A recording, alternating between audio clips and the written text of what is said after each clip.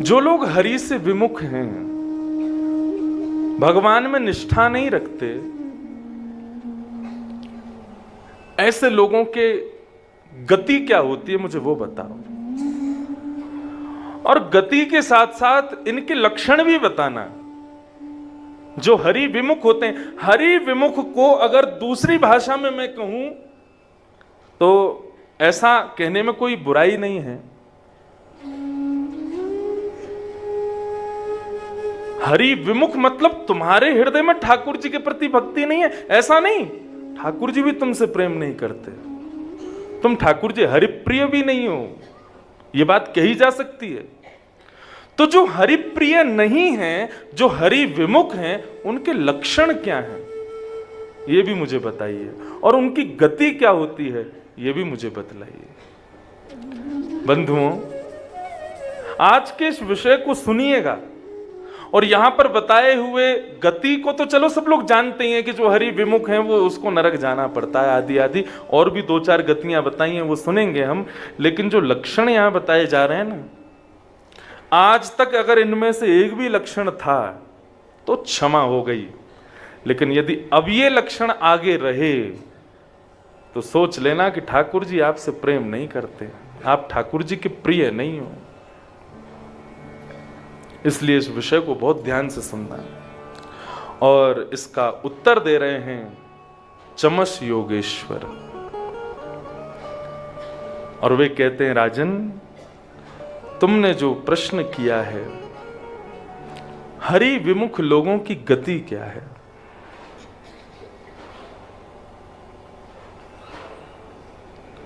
हित्वा तया सचरिचित्ता गृहापत्य सुहेक्ष्यः तमो विचिन्त्यो वासुदेव पराङ्मुख। जो लोग भगवान से विमुख हैं उनकी गति क्या है? नरक। कितने अभागे हैं वो लोग जो मानव देह प्राप्त करने के बाद भी ठाकुर जी के शरणागत नहीं होते।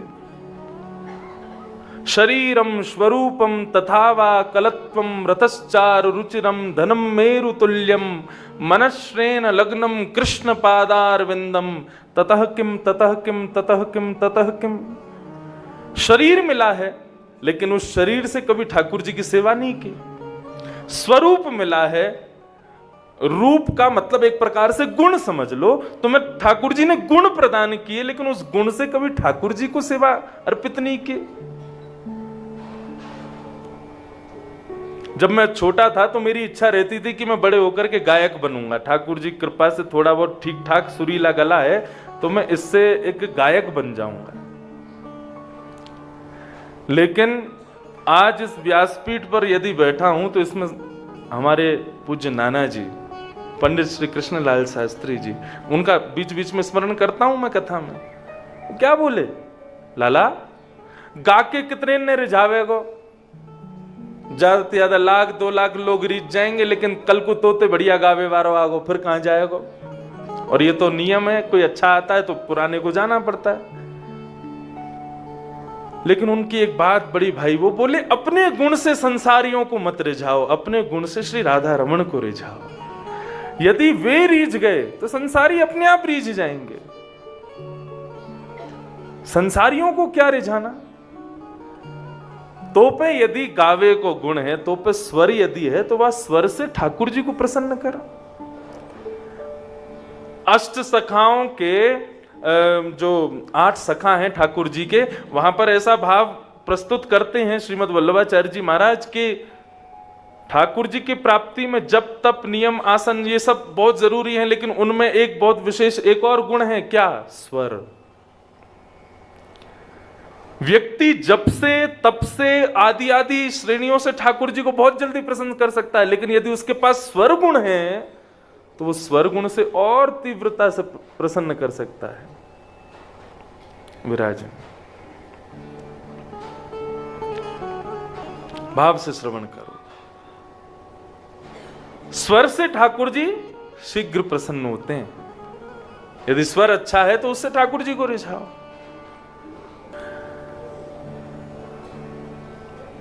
तो हे भगवान,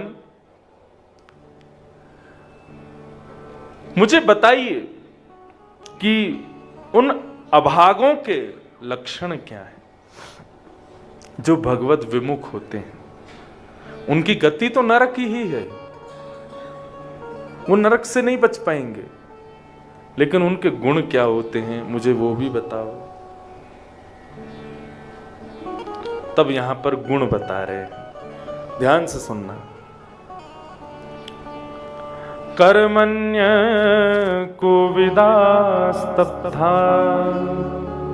वदन्ति चाटुकान् मूढ़ा यया मत्वा गिरोत्सुका। बहुत ध्यान से सुनना। पहले 5 लक्षण बताए। पहला लक्षण क्या है? कर्मण्य कोविदा। भगवत मूढ़ व्यक्ति का, भगवत विमुख व्यक्ति का पहला लक्षण है कि वो, उसको कर्म का ज्ञान नहीं है, विवेक नहीं है। क्या करना चाहिए, क्या नहीं करना चाहिए, कौन सा कर्म श्रेष्ठ है, कौन अकर्म है, कौन विकर्म है, ये सब उसकी जानकारी में नहीं होता।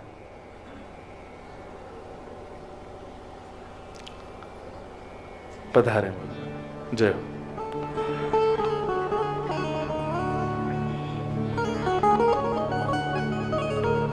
हाँ विराज जाए, यहाँ विराज जाए, ऊपर आ जाए।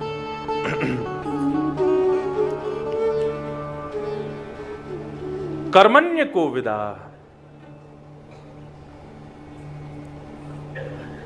सब लोग इधर देखो, इधर देखो, इधर देखो, मेरुदंड सीधा करके बैठो, बिल्कुल ध्यान से श्रवण करो। भगवत विमुख व्यक्ति का पहला लक्षण क्या है? वो कर्म के प्रति ज्ञान नहीं रखता। मुझे क्या करना चाहिए, क्या नहीं करना चाहिए। 2 बातें हैं।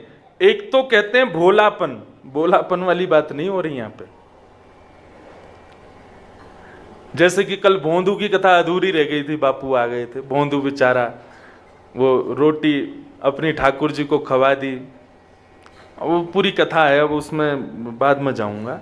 लेकिन एक होता है बिल्कुल सरल स्वभाव, सरल भाव में, सहज भाव में आपसे जो होता है वो प्रेम भाव है, उसको ठाकुर जी स्वीकार कर लेते हैं। उसको ठाकुर जी फिर दोष नहीं मानते। दोष का मतलब क्या है? आप जानते हो, आपने कथा में कहीं पर सुन लिया कि ये नहीं करना चाहिए, माता पिता कहते हैं, गुरुजन कहते हैं कि ये कार्य करने योग्य नहीं है, इसको त्याग दो, लेकिन फिर भी इतनी जगह से सुनने के बाद भी, इतने गुरुजनों की आज्ञा के बाद भी उस क्रिया को जबरदस्ती करते हैं। ये भगवत विमुख व्यक्ति का पहला लक्षण है। अदबद के करते हैं, जिद में करते हैं, क्योंकि दूसरा लक्षण यही है। क्या? स्तब्धा। स्तब्धा मतलब जिद्दी होते हैं भगवत विमुख व्यक्ति। पहला लक्षण क्या है? कर्म ज्ञान नहीं होता। दूसरा लक्षण भगवत विमुख का है, वो जिद्दी होते हैं, अपनी बात मनवाने के लिए कुछ भी कर सकते हैं।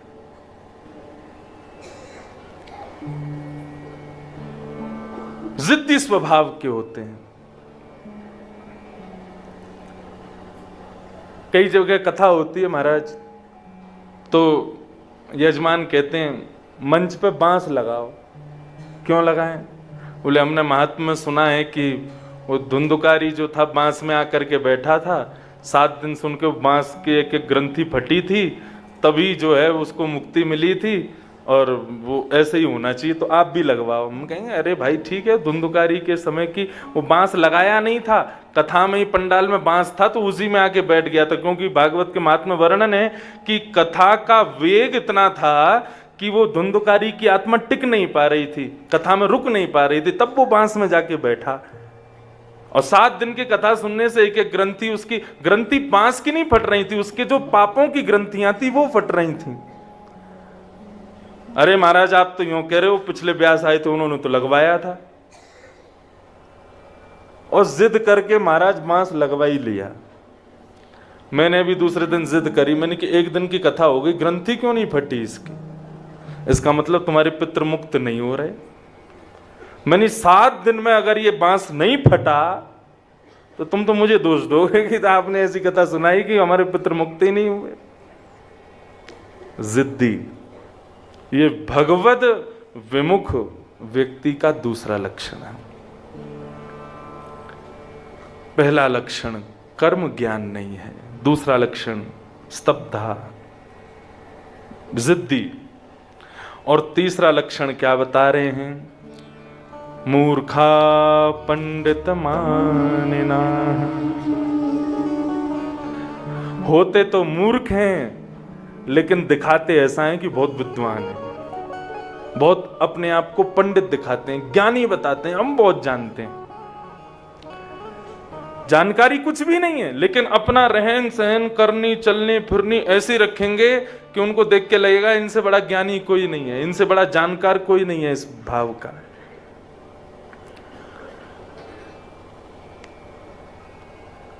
इस प्रकार ये तीसरा लक्षण है भगवद विमुख व्यक्ति का। चौथा लक्षण क्या है? वदंती चाटुकान मूढ़ा।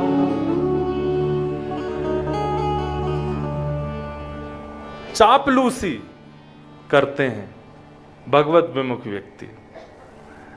जैसे दिख जाएगा कि हाँ ये बहुत धनवान है या ये बहुत अच्छा है, श्रेष्ठ, इसका बहुत सब जगह खूब नाम है, तो उसकी चापलूसी करने लग जाते हैं। ये उसका चौथा लक्षण है। उसके पीछे पीछे घूमेंगे कि हाँ इसके संग रहने से हमारा भी यश होगा, हमारा भी नाम होगा, हमारा भी खूब, सब लोग जानेंगे कि अरे इनके कहने से ही सब काम होते हैं, इनसे ही सब कुछ होता है। ये भगवत विमुख व्यक्ति का लक्षण। और यया माध्वा गिरोत्सुका, पांचवा लक्षण बताया, उनको ज्यादा कथा सुनने आदि में रुचि नहीं होती। तो काय में रुचि होती है? बोले कंचन कामनी की चर्चा में बहुत रुचि होती है। जहां पर ये चर्चा चल रही हो पैसा कैसे कमाया जाए, कहां से पैसा आ जाएगा, मेहनत नहीं करनी पड़े, और कामनी तो आप सब समझ ही गए हो, इस तरीके की चर्चाओं में जिनकी बहुत रुचि होती है, ये भगवत विमुख व्यक्ति का पांचवा लक्षण है। मैंने एक बात शुरुआत में ही कही कि ये भगवत विमुख व्यक्तियों के लक्षण हैं, और तो और ये उनके भी लक्षण हैं जिनको हरि प्रिय नहीं समझते, जिनसे ठाकुर जी प्रेम नहीं करते। स्नेह कर सकते हैं लेकिन प्रेम नहीं कर सकते, अपना नहीं बना सकते ठाकुर जी। तो कौन कौन से लक्षण हुए? पहला लक्षण कर्म का ज्ञान नहीं होता। दूसरा लक्षण जिद्दी होते हैं, स्तब्धा। तीसरा लक्षण होते तो मूर्ख हैं लेकिन दिखाते क्या हैं? बहुत विद्वान हैं, बहुत पंडित हैं, बहुत ज्ञानी हैं। चौथा बताया चापलूसी करते हैं, और पांचवा बताया कंचन कामनी की बातों में उनकी रुचि बहुत ज्यादा होती है। और इतना ही नहीं, फिर आगे और बता रहे हैं और कौन कौन से गुण होते हैं। रजसा घोर संकल्पा कामुका ही मन्यवः दंभिका मानिनी पापा विहसन्त्यच्युत प्रिया। रजसा घोर संकल्पा, रजोगुण प्रवृत्ति होने के कारण भयंकर डरावने संकल्प लेते हैं भगवत विमुख व्यक्ति। कैसे संकल्प लेते हैं? अभी जाता हूं, क्या करेगा? बोले कि उसने जो है मेरे भाई को गाली दी, तू क्या करेगा? बोले मैं जाके उसका सर धड़ से अलग कर दूंगा। लगी शर्त, बोले शर्त लग 500 की, उसका गला काट के आऊंगा, उसको बीच रास्ते में थप्पड़ मार के आऊंगा, उसको ऐसा कर दूंगा वैसा कर दूंगा। ऐसे डरावने संकल्प लेते हैं भगवत विमुख व्यक्ति। तू जानता नहीं है अभी मुझे कौन हूं मैं, पूछ लियो यहां किसी से भी कि मैं कौन हूं, मेरा नाम क्या है। इस प्रकार से डरावनी बातें करते हैं, संकल्प करते हैं अपनी रजसा प्रवृत्ति होने के कारण। ये भगवत विमुख व्यक्ति का लक्षण है। भगवत प्रेमी व्यक्ति वो ऐसी परिस्थिति में कभी ये नहीं कह सकता कि तू मुझे अभी जानता नहीं है, मैं तुझे देख लूंगा, मैं कौन हूं, मैं क्या हूं। इस तरीके की बातें कभी भगवत प्रेमी व्यक्ति के मुख से नहीं निकल सकती। ये तो भगवत विमुखी ही होता है। घोर संकल्पा, भयंकर घनघोर डरावने संकल्प लेता है, ऐसा कर दूंगा ये कर दूंगा, होता कुछ नहीं है उससे। एक व्यक्ति बैठे थे 4-5 लोग, तो एक कह रहा, बोले मैंने जो है एक आदमी को इतना मारा, वो बोला एक मैंने इसको इतना मारा। एक दूसरे की सुन करके कह रहे थे जिसने ज्यादा लोगों को मारा होगा वो ज्यादा श्रेष्ठ। एक बोला वो तुमने तो केवल मारा, मैंने तो इतने लोगों को जान से खत्म कर दिया। कितने? बोले 15-16। बोले 15-16 लोगों को जान से मार दिया? बोले हाँ बिल्कुल खत्म। बोले तू अभी तक फिर जिंदा क्यों, तू अभी तक जेल क्यों नहीं गया? बोले 15-16 मच्छर मारे थे मैंने, आदमी नहीं मारे थे। घोर संकल्पा, ये भगवत विमुख व्यक्ति का लक्षण है। काम का, सदैव जिनके हृदय में केवल और केवल काम वासना ही विद्यमान रहती हैं, उठते बैठते जागते सोते हंसते खाते पीते हर स्थिति में कभी भी इस स्थिति से जो दूर नहीं होते हैं, ये भगवत विमुख व्यक्ति का लक्षण है। और अहिमन्यवाह, सर्प के समान क्रोधी होते हैं भगवत विमुख लोग। सर्प का क्रोध कैसा होता है? उसके ऊपर किसी ने यदि पांव रख दिया तो वो ये विचार नहीं करेगा कौन है, तुरंत तत्क्षण डस देगा, इतना क्रोधी होता है सर्प। ऐसे ही भगवत विमुख व्यक्ति उस सर्प के समान क्रोधी होते हैं। इतना भयंकर क्रोध उनके भीतर व्याप्त रहता है। किसी व्यक्ति के 4 बालक थे, दूसरे व्यक्ति ने चारों बालकों को देख के कहा, अरे भाई कितने प्यारे हैं, ये चारों तुम्हारे बच्चे हैं। तो क्रोध में बोलता है, 5 होते तो तू क्या कर लेता? हाँ है मेरे चारों। सदैव क्रोध की अग्नि में जलने वाला व्यक्ति वो भगवत विमुख व्यक्ति है, भगवत प्रेमी नहीं हो सकता। अहिमन्यवा और दंभिका मानिनः, भगवत विमुख व्यक्ति का अभी तक कितने गुण हो गए? नहीं, 7 गुण हो गए, है ना? ध्यान से सुना करो। सर्प के समान क्रोधी होता है। 8वां लक्षण बता रहे हैं, दंभिका मानिनः, दंभ करके जो दूसरों के हृदय में एक प्रतिष्ठा पा लेता है। समझ रहे हैं?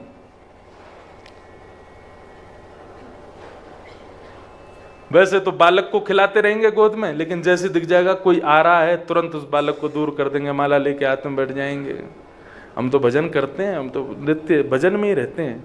1.25 लाख माला रोज करता हूं, नाम जप के बिना तो मेरा काम चलता नहीं। सुबह सुबह कोई मिलने जाए, बोले महाराज जी आपको प्रणाम, हमें था कि आप कहीं विश्राम में ना हो इसलिए हम थोड़ा देरी से। नहीं, मैं तो सुबह उठ गया था 3:15 बजे, 3:15 बजे से नारायण भगवान से मेरा कनेक्शन चल रहा था, उन्हीं का स्मरण कर रहा था मैं। इस प्रकार से जो दंभ फैला करके दूसरों के हृदय में अपना मान प्रतिष्ठा बनाने का प्रयास करते हैं, हरि विमुखा, वो हरि विमुख लोग हैं। ये 8वां लक्षण। 9वां लक्षण क्या है?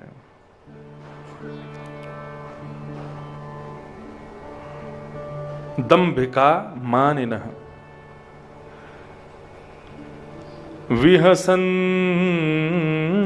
विहसन्त्यच्युता प्रियान्। अच्युत के जो प्रिय हैं, भगवान के जो अति प्रिय हैं, ऐसे भगवत प्रियों का जो मजाक उड़ाते हैं, ये भगवत विमुख लोगों का 9वां लक्षण।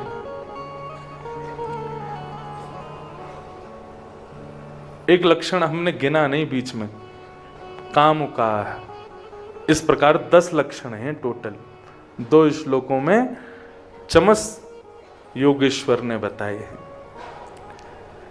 इन 10 लक्षणों को बताते हुए कहते हैं कि जो इन 10 लक्षणों से युक्त है, या तो वो भगवत विमुख है, या फिर वो भगवत सन्निधि में रहने के बाद भी भगवत प्रिय नहीं है। वो भगवत सन्निधि में भी क्यों रह रहा है? दंभ की वजह से रह रहा है, अपनी किसी कामना की पूर्ति के लिए जा रहा है। वो भगवत प्रेमी नहीं हो सकता। इसलिए भूल करके भी यदि इन 10 में से कोई लक्षण यदि आ गया हो, तो बद्रीनाथ में उसकी तिलांजलि दे करके जानी है।